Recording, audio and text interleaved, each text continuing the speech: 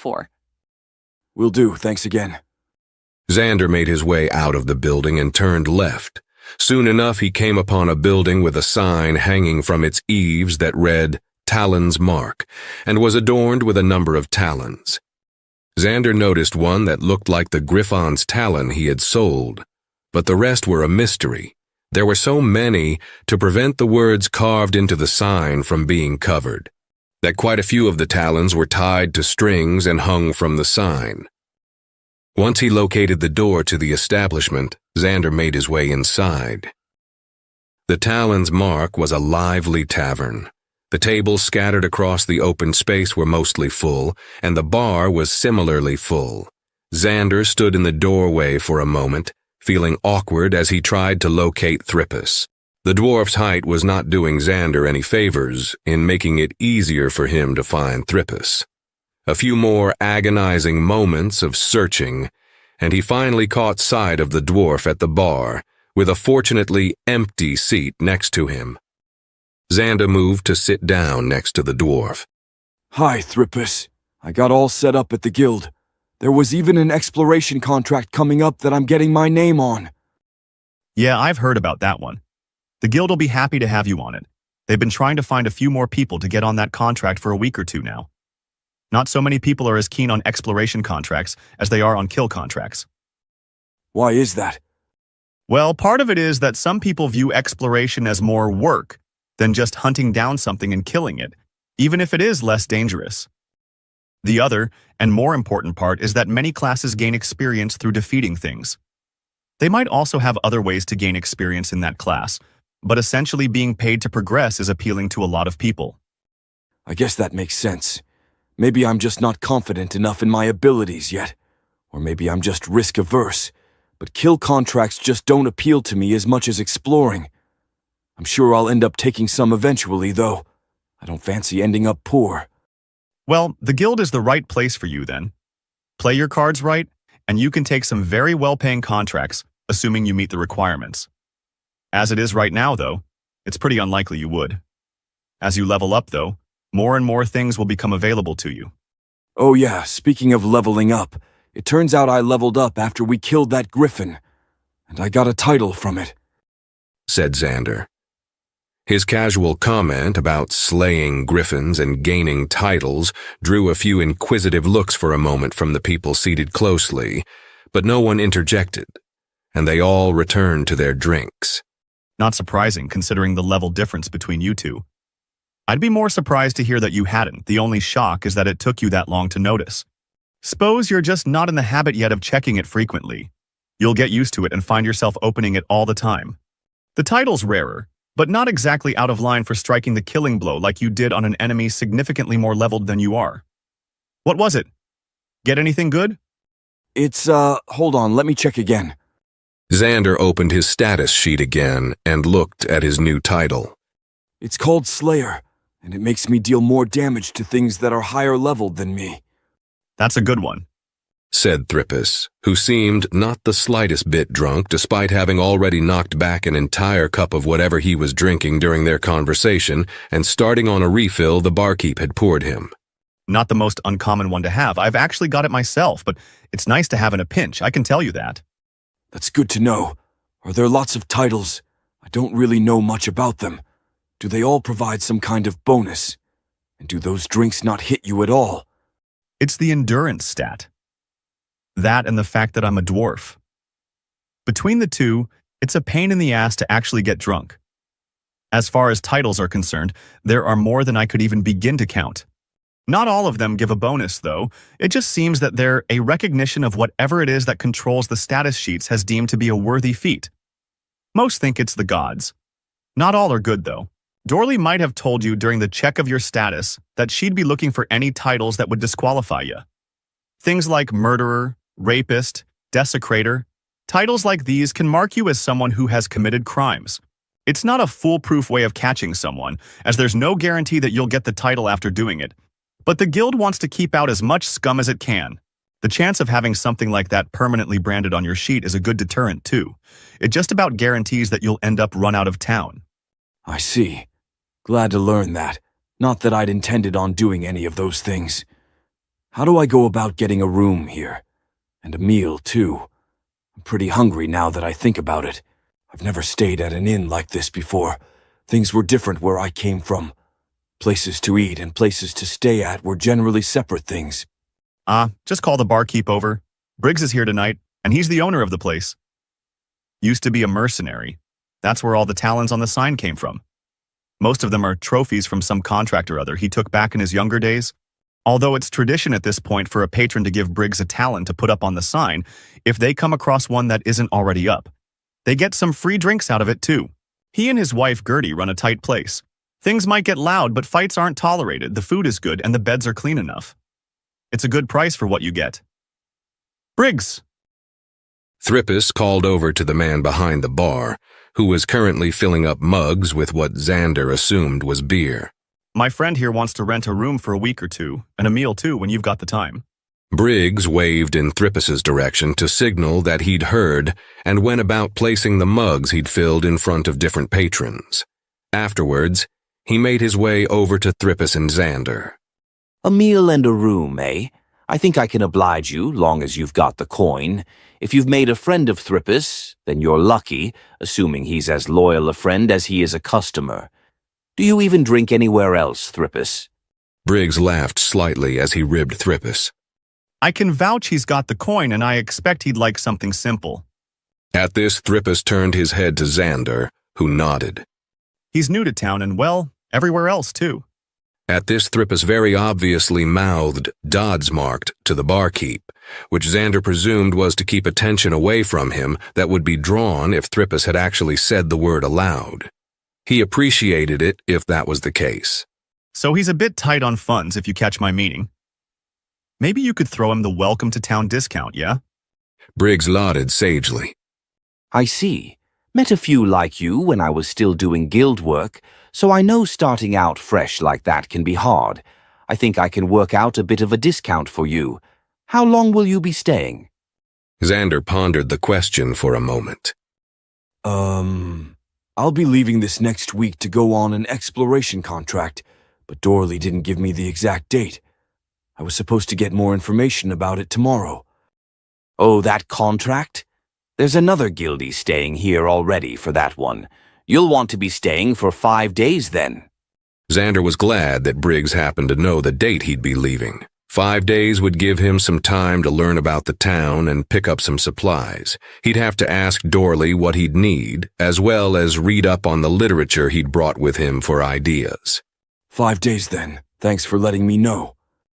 For your circumstances, I can do a silver a day, meals included. Xander looked over to Thrippus, who nodded, signaling that this was good deal. Sounds good. I can pay now. I've got...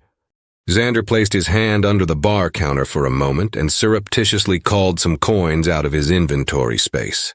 How many of these little copper coins make a silver? Gods, Thrippus, you really weren't lying about him being new. You didn't teach him anything about money. You're lucky he didn't stop to buy anything between here and the guild. Some merchant would have robbed him blind. Briggs chastised the dwarf for his lack of financial advice. 10 of those is a silver, and 10 silver make a gold. After that, it's platinum, which is 1,000 gold, but you hardly ever see those around these parts, so that'll be 5 silver.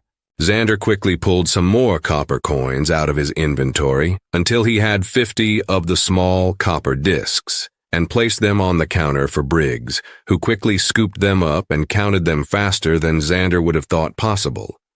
Pleasure doing business with ya. I'll bring you by some stew and an ale, if that's to your liking. What's your name, by the way? Xander, nice to meet you. Sure, stew sounds fine. I'm just happy to eat. Nice to meet you yourself. Name's Briggs, if you hadn't caught on already. Briggs turned to his right and headed towards a door to another area behind the bar, presumably a kitchen area, collecting more empty mugs as he went. Thrippus turned to Xander and said, I'm just about finished here and planning to hit my bed like a rock. Glad you caught me before I left so I could swing you a deal with Briggs. He's always been fond of the marked after working with a few of them. If you need to find any place or anyone, you can ask him for directions. Man knows the layout of the town like it was his own tavern. He'll get you there with no trouble. Good luck on your contract, and feel free to visit before you go. With that, Thrippus placed a few coins on the counter, hopped down off his bar stool, which Xander now noticed was taller than his own stool, and headed to the door. Despite the crowded atmosphere, Xander now felt very alone.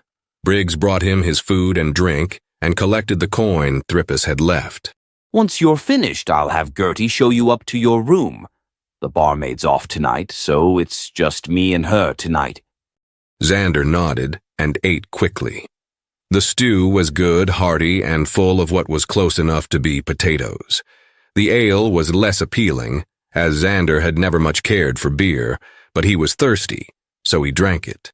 When he was finished, he caught Briggs' eye and waved at him as he was passing by with more empty mugs. I have Gertie out in a second with your key to show you the way, said Briggs as he passed by with his armload of mugs. A few moments after he'd gone into the kitchen area, a woman around the same age as Briggs, who appeared in his mid-40s, came out the same door, seemingly knowing exactly where Xander was. She walked to him and said, I'm told you'll be staying the next few days with us. Always happy to host a friend of Thrippus. Come along this way and I'll get you upstairs into your room. Gertie gestured towards a staircase and exited the bar through a small gate where the bar ended before it would hit the wall. Xander followed, silent for lack of anything that felt worthwhile to say. Gertie led him up the stairs and into a hallway lined with doors. This one is mine and Briggs. If you need anything and can't find us downstairs, that's where we'll be, she said, pointing at the door to a room that seemed to be larger than the others, if the space between it and the next door was any indication. And this one is yours. Gertie stopped in front of the fourth door on the right. Here's your key, and don't hesitate to ask if you need us, dearie. Briggs told me that you're new to town, as it were. Xander offered a nod and a Thanks in response before entering his room. Tired from a day of walking followed by strange social interactions, he locked the door, stripped down, and got in the bed. Laying there with the muffled sounds of the patrons below coming through the floor, the realization that he was not at home, not even on Earth, and that he really might not see his wife, his family, or his friends ever again finally started to come crashing down on him.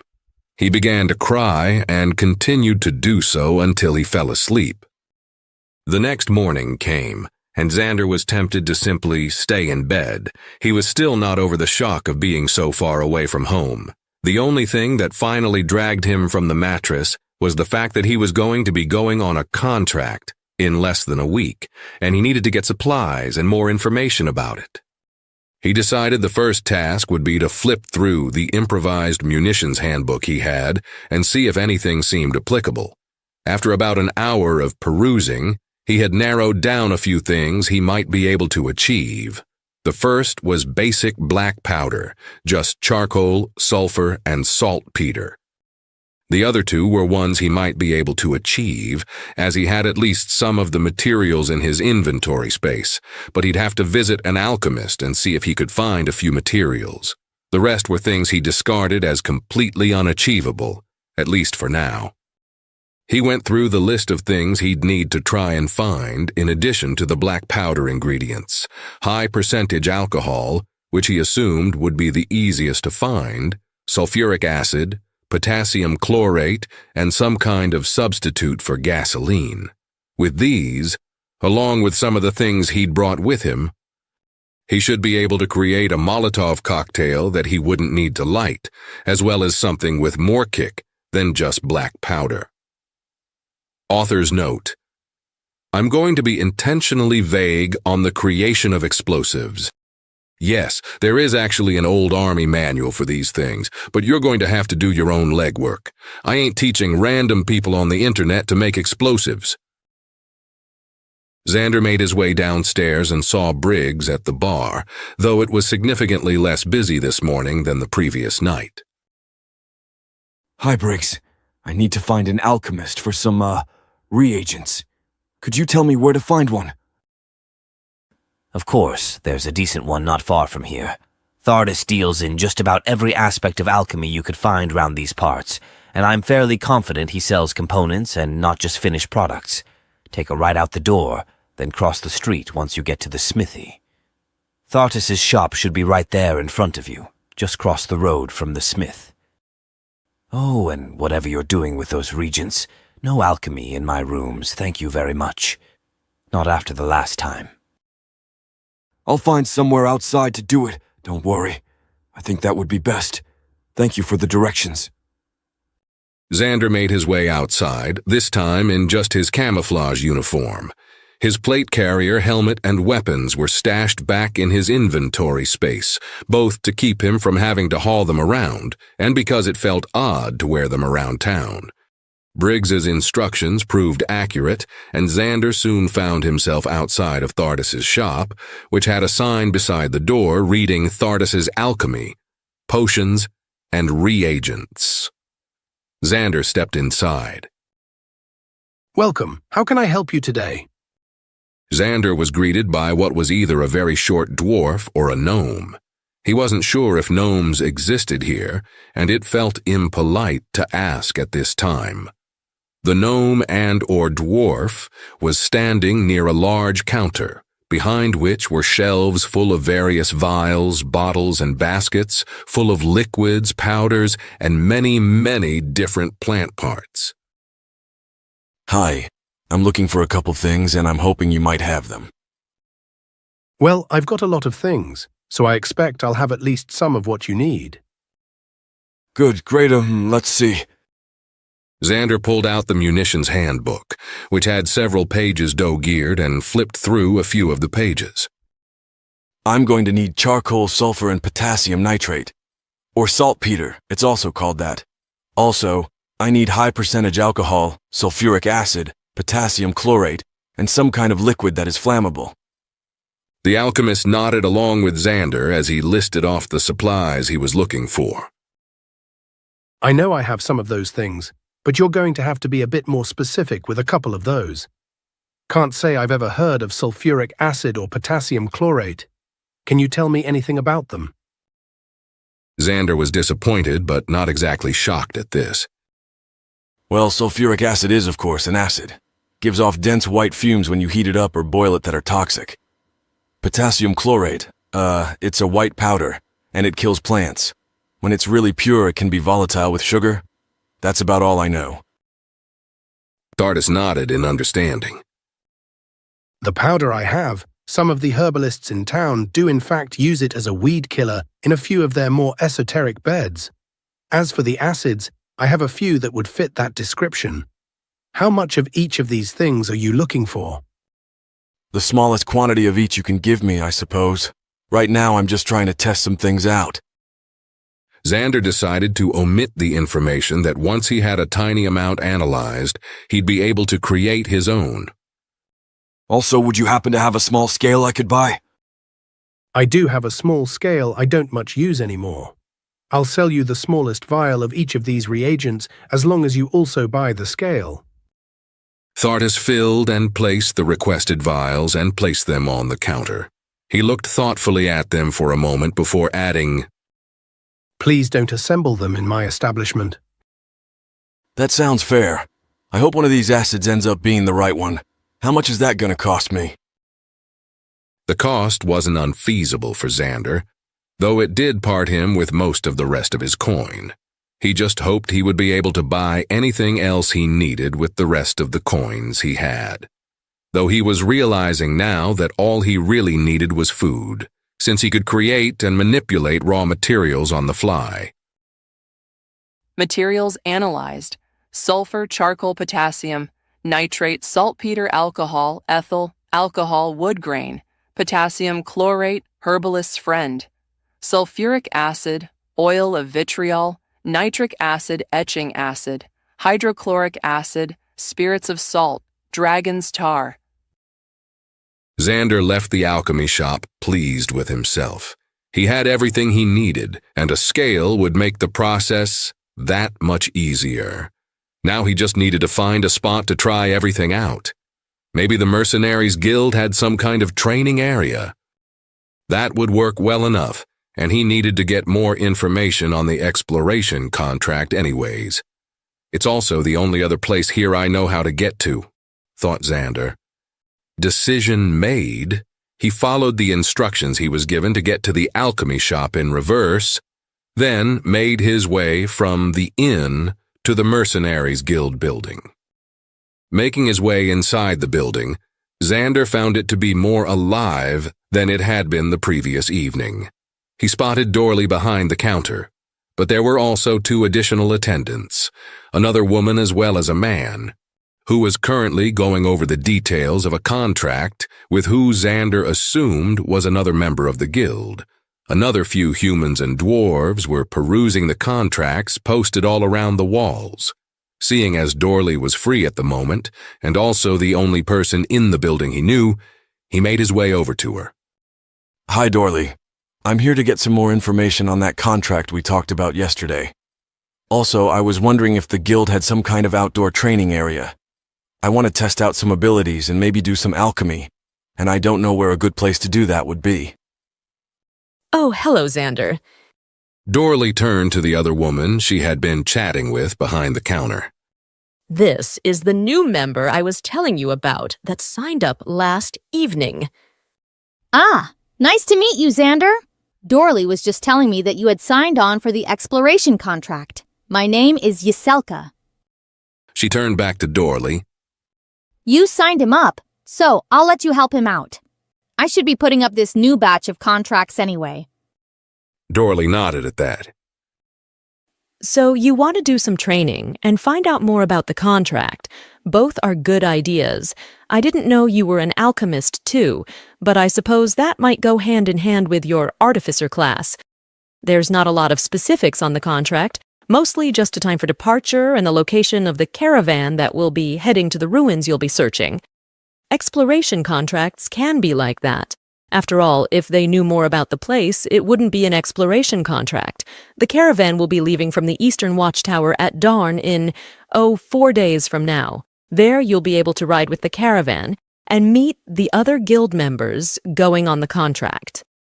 You're the 4th, and so far the last, to have signed up. As for a training area, there is one on the outskirts of town that the guild has cleared out for those with more destructive abilities to train at. It's also near the Eastern Watchtower. Dorley helpfully pointed eastward. In roughly the same area the caravan will be leaving from. It's become the unofficial rally point for most guild activities, since most everyone knows where it is. Thanks. I really appreciate all the information you've been giving me. Time to go make some bombs. Xander waved his appreciation to Dorley as he made his way back out. Some what? Did he say bombs? What's a bomb? Using the Eastern Watchtower as a guide, Xander managed to make his way to the training area. It was fortunately empty at the moment, but he could see gouges and craters in the ground amongst the battered remains of targets and dummies. Seems like a good area to him for this kind of testing. He gathered some fallen sticks and bits of wood and quickly got a fire started before getting to work.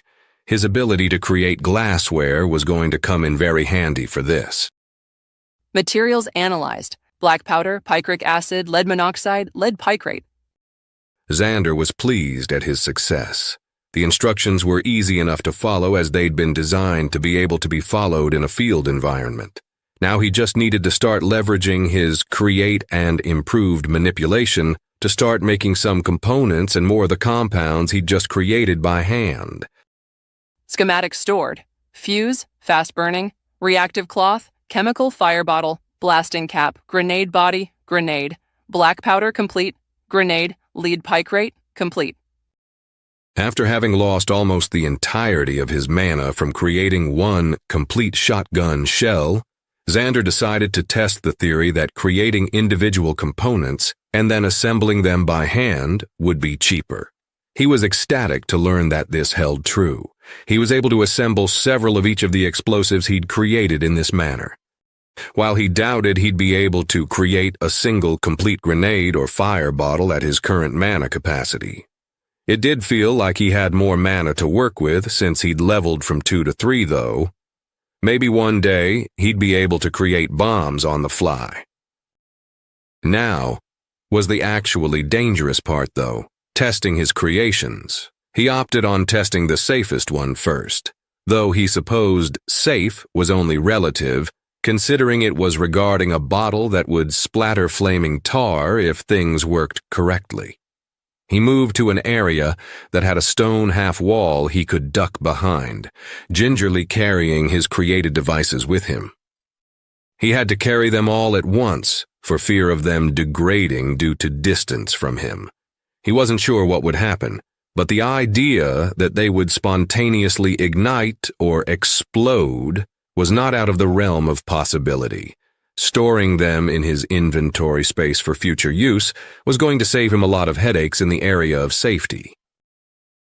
Xander placed all his explosives down on the ground next to the wall and picked up the first of the 3 chemical fire bottles he had created. Nothing to do now but throw it, Xander thought to himself, and so he threw it, as far as he could. As the bottle shattered, the dragon's tar inside of it ignited. The stuff was perfect for this application. Not only was it as flammable as gasoline, it was thicker and stickier. Burning globs of it were stuck to the target he'd been roughly aiming at. It also had the very odd effect of burning a deep violet. Xander was happy the formula had worked with a substituted chemical. He'd feared that nothing would happen. He tested the other 2 bottles and found similar results, which was confirmation enough to him that this method could create a consistently effective Molotov cocktail. He moved to the other end of the wall to test his grenades. He'd made 2 with black powder and 2 with lead picrate, and he was interested to see the difference between them. This time, Xander remembered to put his ear protection in, even if he would regenerate his hearing from any damage it received. Calling out one of the several lighters he had in his inventory, he had the thought that he was going to need to find some other ignition source eventually. Maybe they had magical fire starters in this world.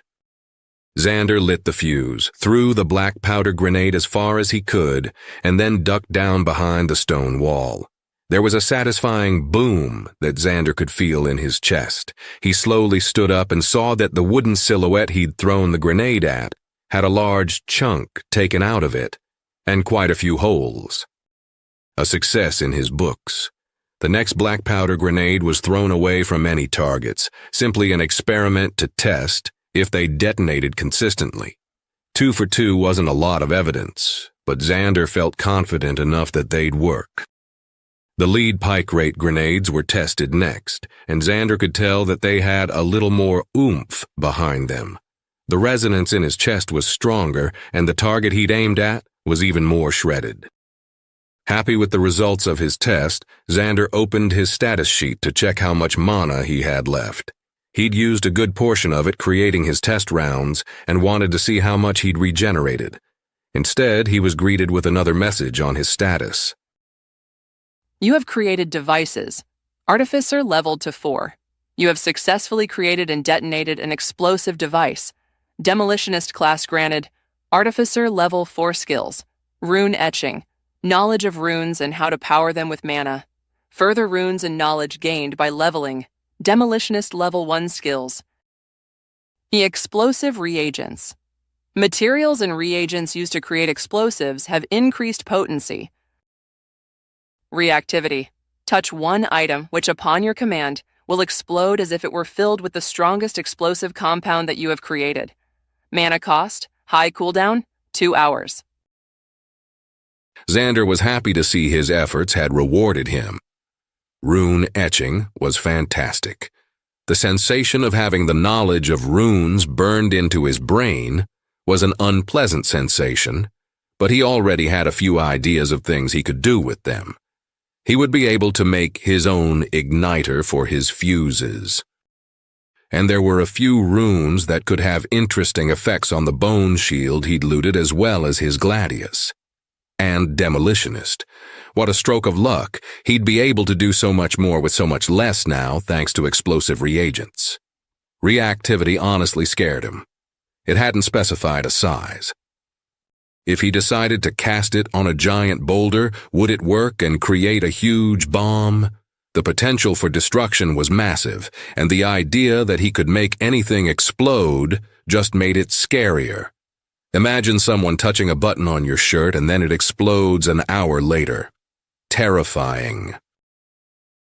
Considering that his status had updated, Xander decided he'd go back to the guild. He didn't feel like using up any more of his mana-making components. The lower his mana went, the more his head was starting to hurt.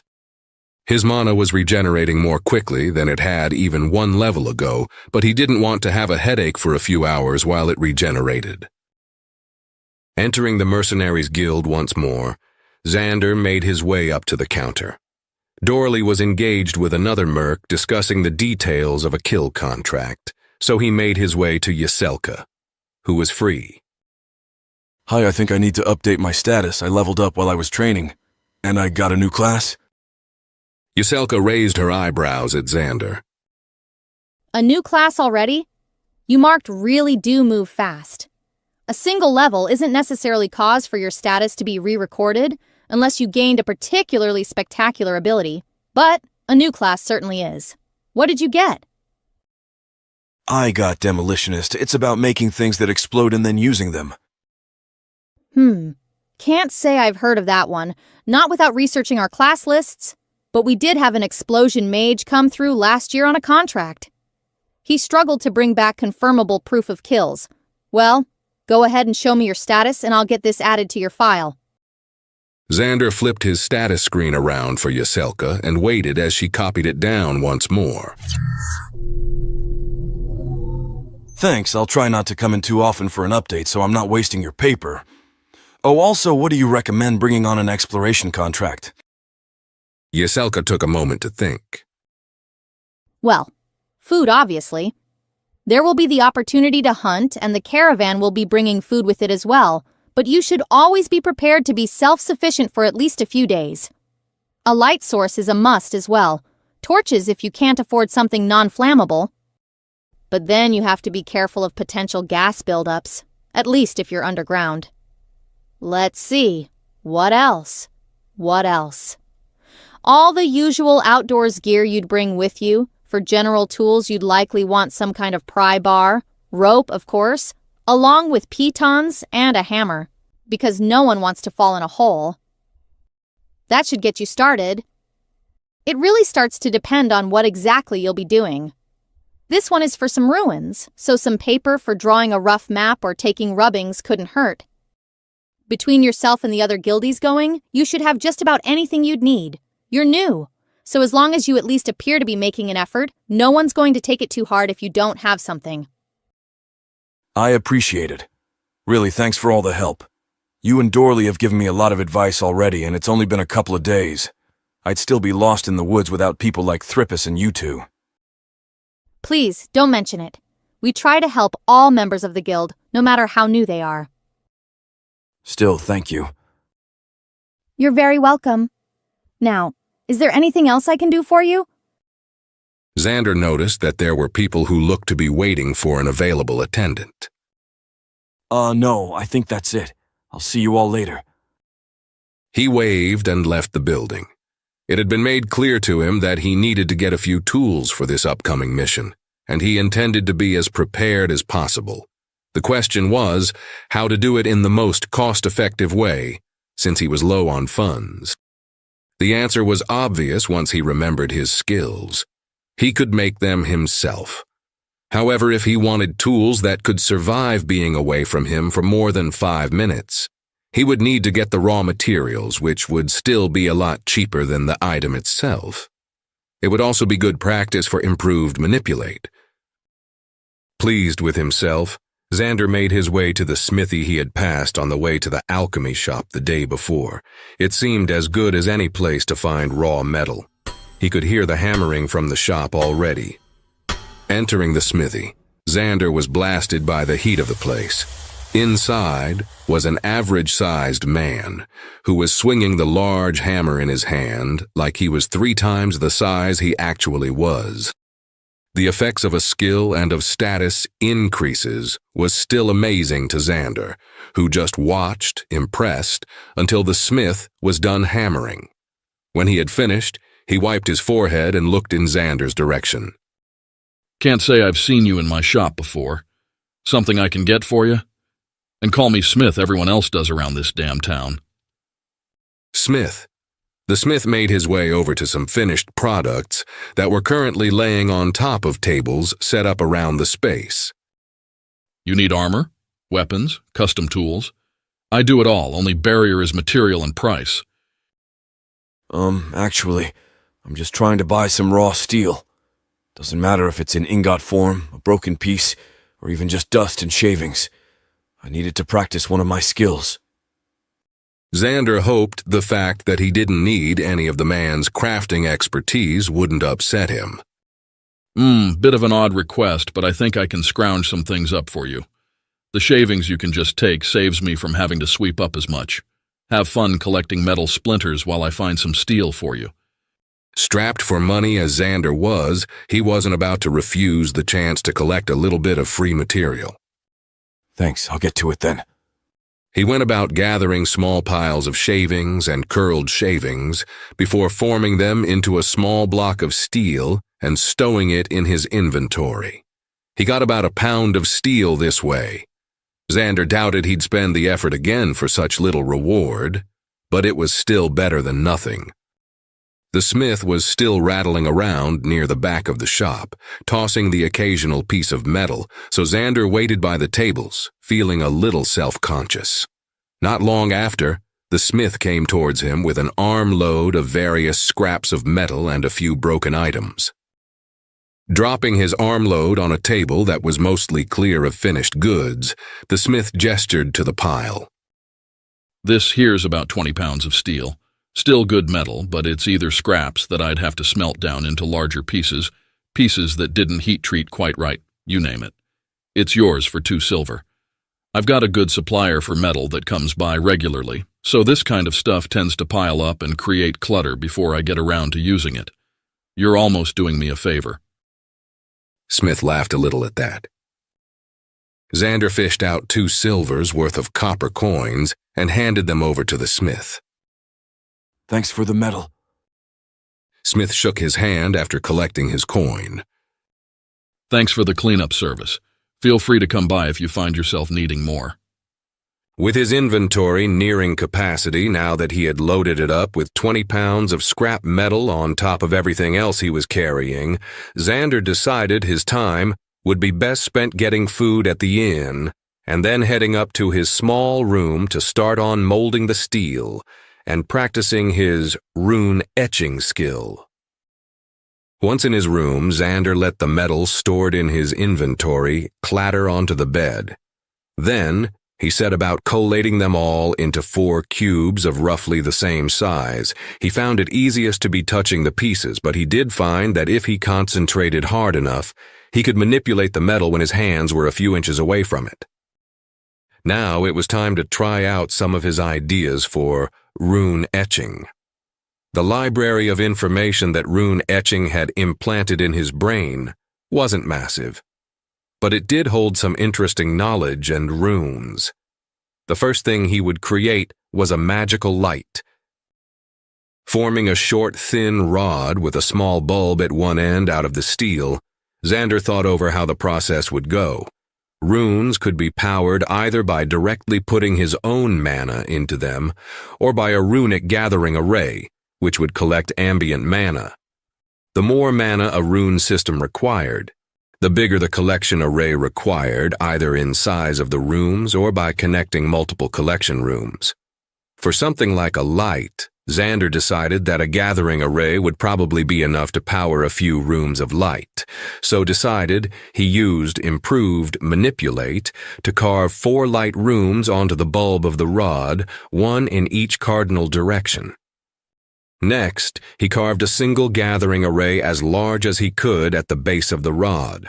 A line of etching was then run from the gathering array straight to one of the lines that connected the 4 light rooms, forming a complete circuit as Xander thought of it. A dim glow began to emit from the runes on the bulb, but not nearly enough to be useful. 5 more gathering arrays later, and Xander had what he deemed to be good enough to work as a flashlight or torch that he wouldn't need to recharge with his solar charger or worry about burning out. Being made of solid steel made it much sturdier too, though it was also much heavier. Maybe a light rune carved into a helmet would be a good idea, so he could keep his hands free. Armor in general might be a good idea, now that Xander thought about it. His arms and legs were completely exposed, save for his uniform, even when he was wearing what little protection he had. That could be made from his own create materials, though. It would be sticking pretty close to him after all. Next up was what Xander thought of as a magical lighter. There was a flame rune and carving that into a small rod of steel, and then willing some mana into it cause a small flame to appear. Perfect for campfire tinder and fuses. Connecting it to a gathering area seemed like a poor idea. The only other runes that seemed applicable to his current situation were the sharpness and strengthening runes. Those he could carve into his gladius and connect to gathering arrays, and so he did. Up the center of the blade on both sides were a line of gathering arrays. On one side, the gathering arrays were connected to a series of sharpness runes that ran along the edge of the blade, and on the other was a similar setup, but using the strengthening runes. Once he had completed carving the runes onto the sword, he found himself able to easily shave the hair off his arm, but completely unable to flex the blade. He was impressed. While he'd been concerned about the actual combat worthiness of the blade before, he felt like he could attempt to chop down a tree with it now. That strengthening rune is going to come in handy for armor too. It won't stop the force of a blow, but at least it should help keep things from punching through. Come to think of it, people would probably be willing to pay for things like this. I should set up a side business doing rune work. I bet Smith would pay me to put runes onto his work. Tempting as it was to continue with his work and create more tools, as well as armor, Xander was getting tired. The rune working had taken him longer than he had expected, though a good portion of it had been him planning out how to do it before actually etching the circuits. It was getting late, and he was at a good stopping point after finishing his gladius, subduing the slightly manic urge to stay up through the entire night creating piece after piece. As Xander lay in bed, the thoughts of what he could do with the runes slowly ebbed away, replaced by an empty loneliness. His wife should be in bed next to him. He should be at home, and he should wake up in the morning, let the dog out and give him food, and then go to work. Not here, in this inn, in a world where he barely knew anyone. Sure, magical powers were neat. But if the options were between being with his wife and being able to shape metal with his hands, he'd rather have his wife. Sleep came, eventually. He dreamed of strange, distorted shapes of steel, slowly morphing into vaguely humanoid shapes, but by the morning, they were forgotten.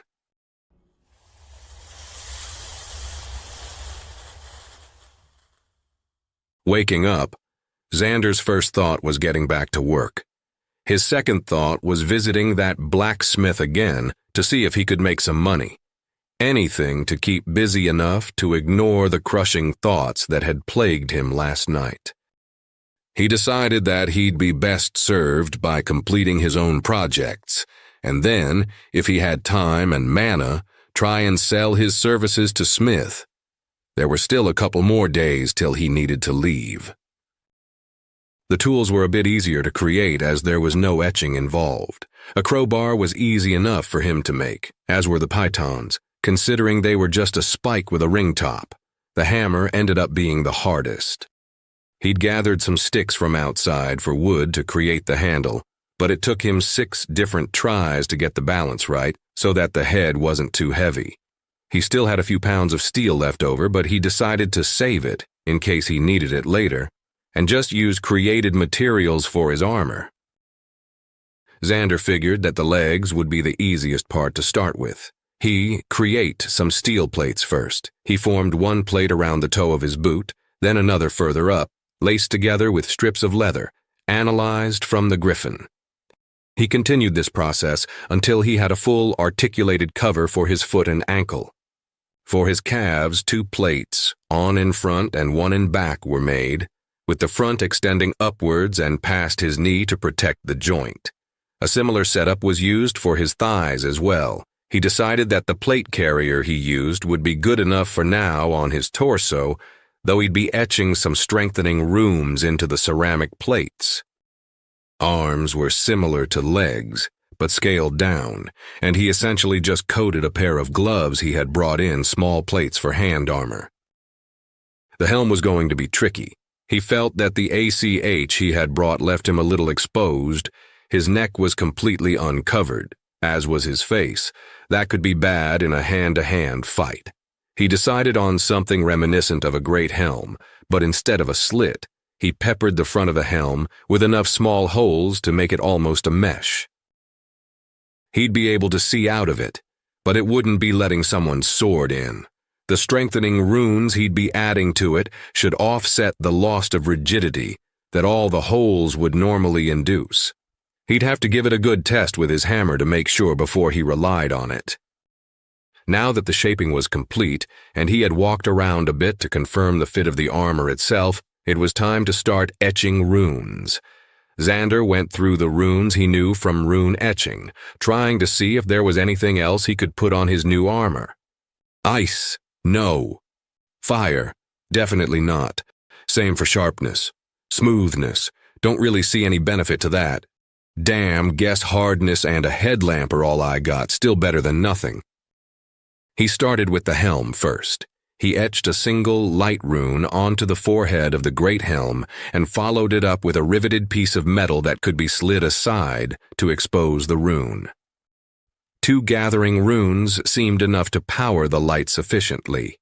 A few strengthening runes, especially around the facial mesh, and then the rest of the helm was filled with gathering arrays to provide as much mana to the strengthening runes as possible. The rest of his armor, as well as the front, back, and side plates in his plate carrier, were treated in much the same way. A few strengthening runes, and the rest of the space filled with as many gathering arrays as possible. Xander's test was simple and straightforward. He took each piece out back behind the inn and beat them as hard as he could with his hammer and crowbar. He couldn't make a dent, not even on the mesh for the helm. The few scratched he did manage were easily filled in and smoothed over with his skills. A success as far as he was concerned. He put the armor back on one more time and held up a polished steel plate to see what he looked like. It wasn't too shabby.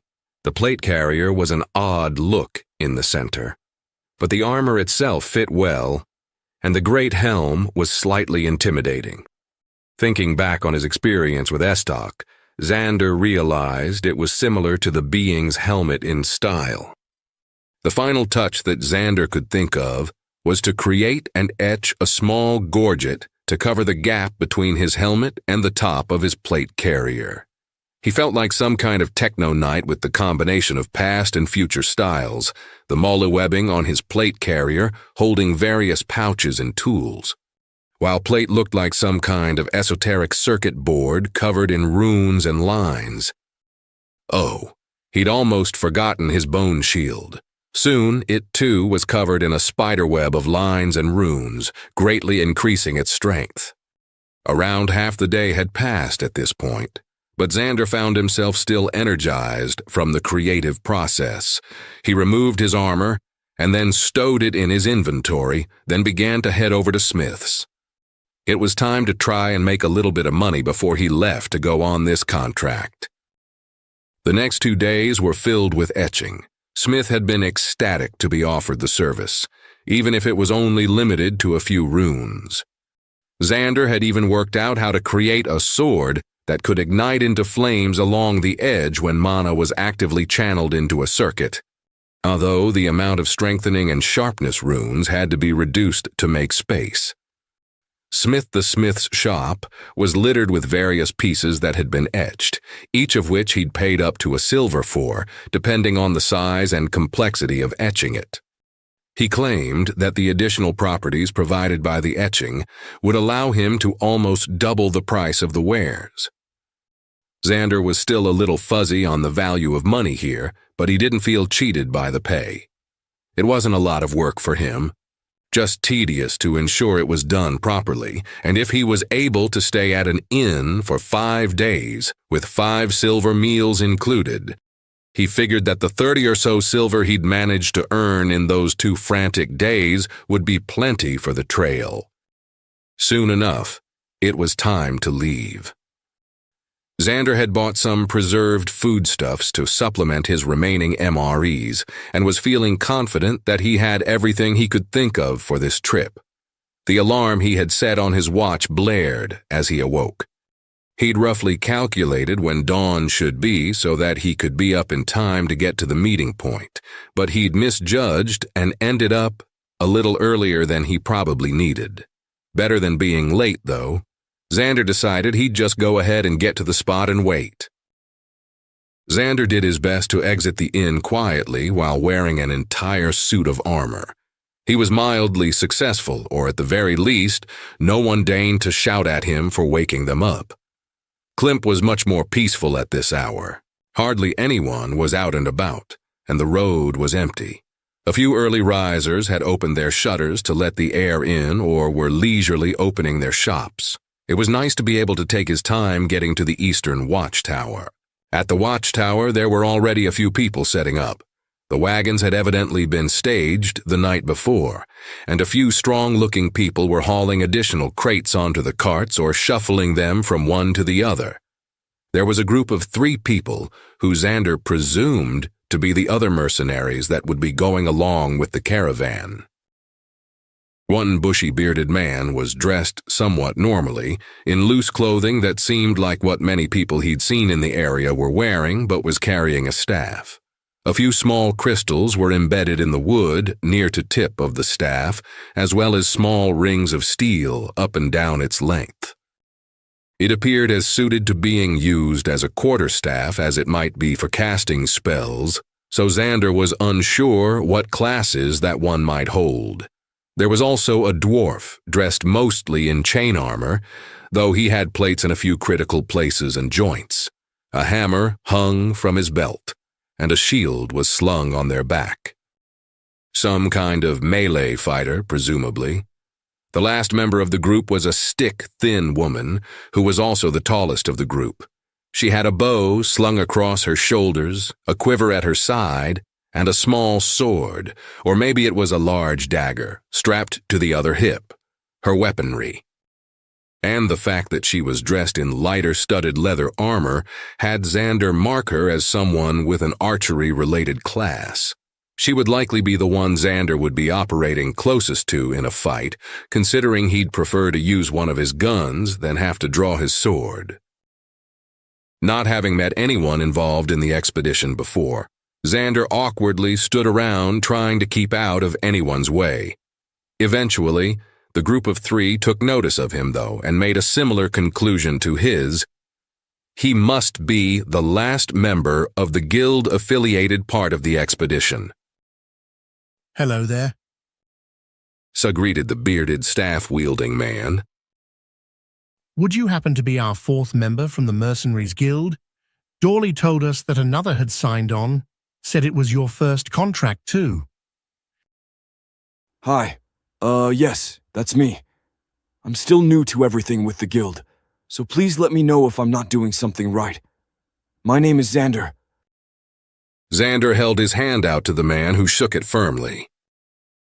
Atrax is the name, Fire Mage and Scholar of the Ancient. A pleasure to work with you on your first contract. Atrax gestured to his companions, first to the dwarf, and then to the woman who was standing behind him, easily looking over his shoulder. And these 2 are Graphus, Shield-Bearer and Earth-Wielder, and Phrazai, Archer, Ranger, and also a Druid of the Forest. Greetings. Phrazai nodded politely to Xander. Howdy. Rumbled Graphisus. I like your armor. Rune work? Hello. Xander echoed back. Yes, it's something I just recently got from my class. I'm still a fairly low level, so I can't exactly do a lot of runes yet, but it's been great for armor so far. I'm an artificer, soldier, and demolitionist. I could maybe do a few runes for you on the trip. 3 classes already, and just starting your first contract. Things are going well for you. Said Atrax. I think we can manage to help you along with the things you might not know, but we aren't going to baby you either. The best way to learn about guild work is to do it yourself and learn from where you fell. Frazai and Graphusis nodded along with Atrax in agreement. Thanks, I appreciate it. I'll try not to mess anything up too badly. Something always happens, eventually. We're only mortal. What matters most is how you handle that something when it does happen. Chimed in Frazai. By the way, what does a demolitionist do? I make things that I can explode.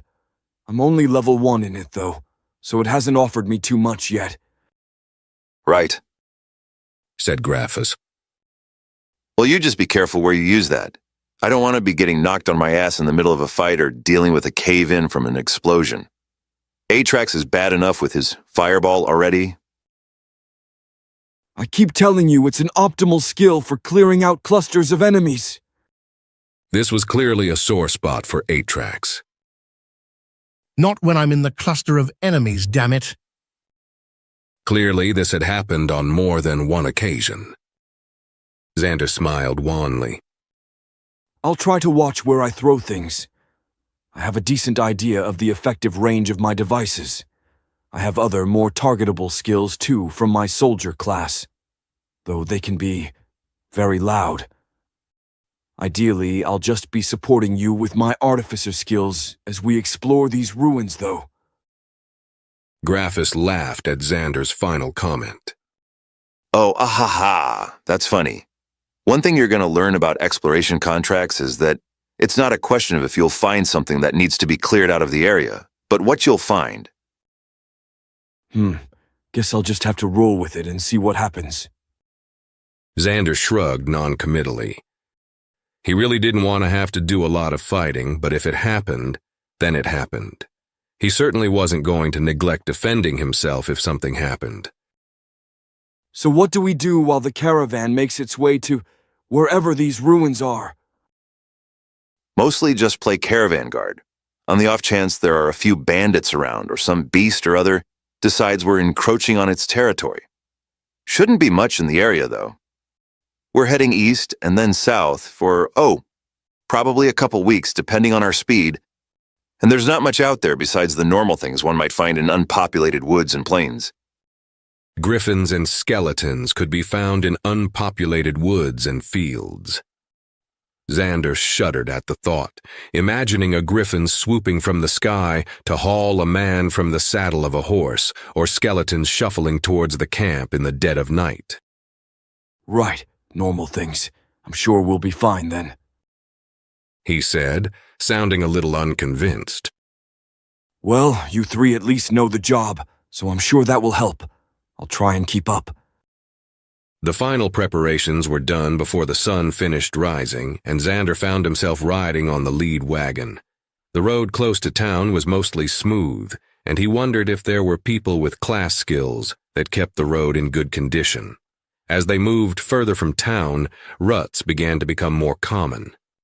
And Xander learned to keep a foot or a hand hooked on something to keep them from bouncing him out of his seat. Lunch was taken on the road, and dinner was a simple affair after stopping. Simple stews and dried foods were provided by the caravan, and many people had brought their own stores to supplement the rather bland meals. Xander spent most of his downtime in the evening the first 2 days creating more fire bottles and grenades, black powder and lead picrate. He'd decided that he wanted to have around 10 of each, since he didn't have to worry about the weight or them breaking or being inadvertently lit in his inventory space. Atrax had been very interested in the fire bottles and had begged to see one used. The look of glee he had on his face as he had watched the bottle shatter and then ignite on his own had revealed his inner pyromaniac. Once he'd learned that the bottle Xander made would degrade when away from him, he'd immediately offered an entire gold for the recipe and method of creating them. Xander was reluctant at first, but ultimately decided to take him up on the offer. A gold was a lot of money for him right now, and besides, the man could literally conjure fireballs from his hands. Being able to make a Molotov cocktail was not going to make him any more dangerous to the world than he already was. Once he'd reached the number of grenades and fire bottles he'd set for himself, he began to spend his mana on upping his stock of shotgun shells. It only took half his mana to create one now, so he would create one, stow it in his inventory, and then wait for it to refill from half full before repeating. This netted him a steady, if slow, stream of ammunition, and still allowed him to remain ready in case something happened. Since he was sitting in the front of the caravan, he'd placed his shotgun in his inventory and taken the .22 rifle from it. He wasn't expecting it to be more effective in any situation he'd need it than the shotgun would end up being, but it did have a scope on top of it. The land had flattened out after the second day of eastward travel, and he'd taken to regularly scanning the distance with the scope to see if there was anything or anyone he could see. The only thing of note he'd yet to spot were some birds, which were small and clearly harmless, and an oncoming train of merchants, which passed without incident. Atrax sometimes rode in the cart with him, and the two made light conversation. Xander liked the man well enough. Graphus had his own horse, or large pony. Xander wasn't sure how many hands tall a horse had to be to stop being a pony, nor did he much care. And he occasionally rode to the front to check if anything had been seen and make conversation as well. Fraze had surprised Xander when, about an hour out of town, a large stag had come to the caravan and allowed her to ride it. The animal still seemed wary of the caravan, though, so she mostly rode in the back. Perks of being a druid of the forest, he assumed. He wondered if the stag was the only animal she could call upon, or just the one she had chosen for this task. On the 9th day of travel, Xander finally noticed something through the scope on his small rifle. Two small green humanoid figures were dragging what looked to be the carcass of a giant spider into some nearby woods. When he'd relayed the news to his new co-workers, Atrax had groaned.